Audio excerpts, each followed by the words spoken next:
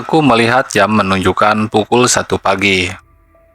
Ini adalah hari ketiga aku tidur larut gara-gara laporan BKL yang belum selesai. Karena aku sangat malas, akhirnya tugasku menumpuk dan membuatku harus begadang untuk beberapa hari ini. Kafein akhir-akhir ini menjadi temanku dalam mengerjakan tugas. Selain itu, sebuah radio dan TV juga membantuku dari rasa bosan mengerjakan laporan ini. Aku kos di sebuah kosan yang memiliki kamar cukup banyak. Kamarku bernomor 19 yang letaknya tepat di tengah lorong. Namun, aku nyaman di sana.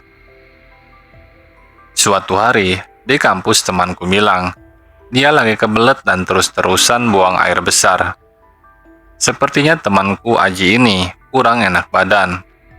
Untuk itu, dia meminjam kamar kosku untuk beristirahat. Karena aku masih ada urusan di kampus, aku pun memberikan kunci kamar kosku itu kepada temanku.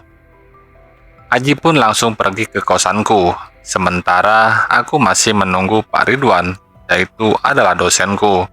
Tetapi beliau tidak datang. Apa boleh buat? Kira-kira jam 6 sore, aku pun kembali ke kosan. Sampai di depan kosan, terlihat lampu kamarku menyala. Ketika aku akan membuka pintu, ternyata pintunya dikunci dari dalam. Aku pun mengetuknya. Ji, bangun. Aku udah datang nih. Bukain pintunya, Ji. Ucapku. Aji sepertinya tertidur pulas. Tapi sepertinya aku mendengar suara Aji dari dalam dan juga suara beberapa orang lainnya. Aku pun terdiam sejenak dan menunggu.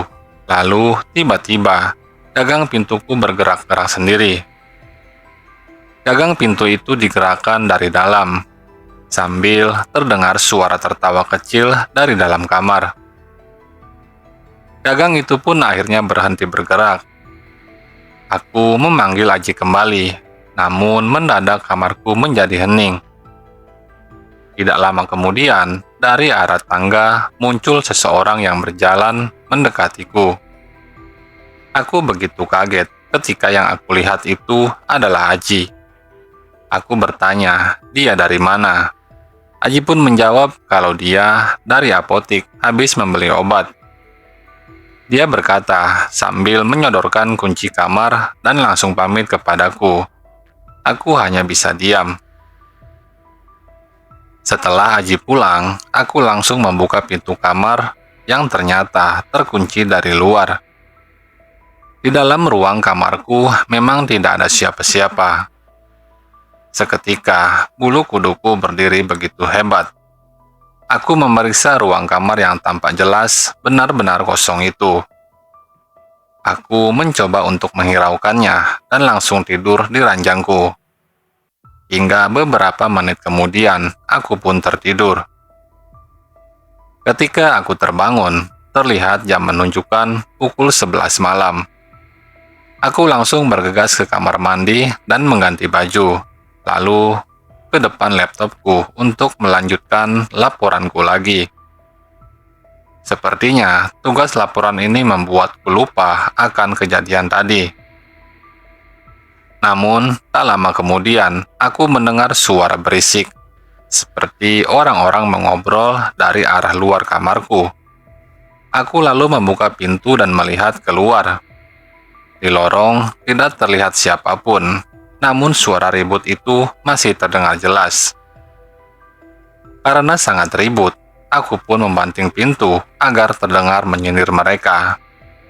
Suara itu pun perlahan berhenti, lalu aku lanjut menulis laporanku sampai aku mulai mendengar suara tetesan air. Kenapa malam ini banyak sekali gangguan?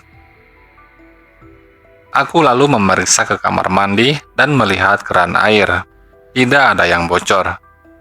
Namun, saat aku berbalik dan melihat ke arah ventilasi bawah di pintu depan kamarku, di sana terlihat sebuah genangan air.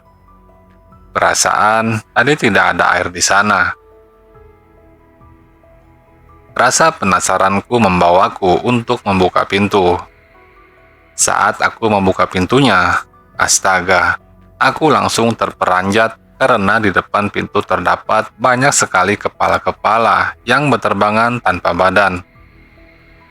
Wajahnya hancur berantakan dan sangat menyeramkan. Aku melihat mulut mereka menganga dengan lidah yang menjulur keluar dan meneteskan air liur ke lantaiku. Suara gaduh itu jelas terdengar dari sosok itu. Aku langsung lemas dan hanya bisa terdiam saat itu juga. Lalu aku bersembunyi di balik selimut sampai akhirnya sosok itu pun menghilang. Bergegas, aku lari keluar dari kamarku. Malam itu pun aku tidak tidur di kamar kosku karena takut.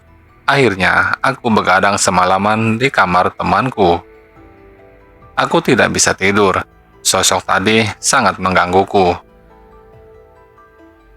Setelah aku bercerita kepada temanku, aku pun baru sadar bahwa malam itu adalah malam Jumat Kliwon. Tapi aku tidak tahu kenapa sampai diganggu sosok itu. Mungkin terkadang sesuatu yang terjadi itu memang tidak perlu ada alasannya.